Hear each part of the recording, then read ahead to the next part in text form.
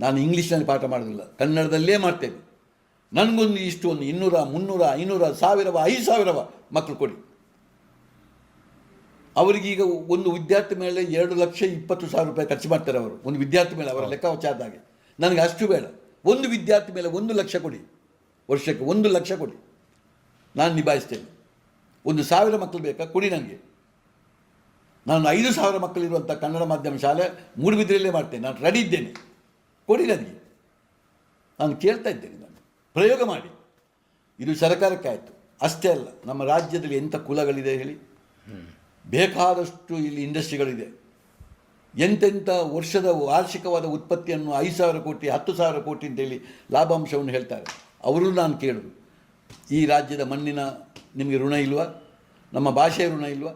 ನಿಮಗೆ ಮಾಡಲಿಕ್ಕೆ ಇಲ್ಲಿಯಾದರೂ ಕಷ್ಟ, ನೀವು ಮಾಡಲಿಕ್ಕೆ ಹೇಳ್ತೀರಿ ನಮ್ಮ ಹತ್ರ. ನೀವು ಹೇಳಿದ ಜಾಗವನ್ನು ನೀವು ಕಟ್ಟಿಕೊಡಿ, ನಿಮ್ಮ ಹೆಸರಿನಲ್ಲಿ ನಾನು ಕನ್ನಡ ಮಾಧ್ಯಮ ಶಾಲೆಯನ್ನು ನಿಮ್ಮ ಊರಲ್ಲಿ ನೀವು ಹೇಳಿದ ಜಾಗದಲ್ಲಿ ರನ್ ಮಾಡಲಿಕ್ಕೆ ತಯಾರಿದ್ದೇನೆ. CSR fund.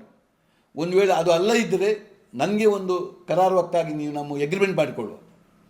ಇವತ್ತು ಯಾವುದೇ ಒಂದು ಬ್ಯಾಂಕ್, ಯಾವುದೇ ಒಂದು ದೊಡ್ಡ ಸಂಸ್ಥೆಯ ಮುಖಾಂತರ ವರ್ಷಕ್ಕೆ 25 ಮಕ್ಕಳು, ವರ್ಷಕ್ಕೆ 50 ಮಕ್ಕಳು ಅವರ ಹೆಸರಿನಲ್ಲಿ ನಮ್ಮ ಆಳ್ವಾಸ್ನಲ್ಲಿ ವಿದ್ಯಾಭ್ಯಾಸ ಮಾಡೋದು, ಅದರ ಖರ್ಚು ನಾನು ಇಷ್ಟನ್ನು ನಾನು ಕೇಳುವಂಥ 1 ಲಕ್ಷ ರೂಪಾಯಿ, ಒಂದು ವಿದ್ಯಾರ್ಥಿ ಮೇಲೆ 1 ಲಕ್ಷ ರೂಪಾಯಿ ನನಗೆ ಕೊಡಿ, ನಾನು ತಯಾರಿದ್ದೇನೆ, ನಿಮ್ಮ ಹೆಸರಿನಲ್ಲಿ ಹಾಕ್ತೇನೆ.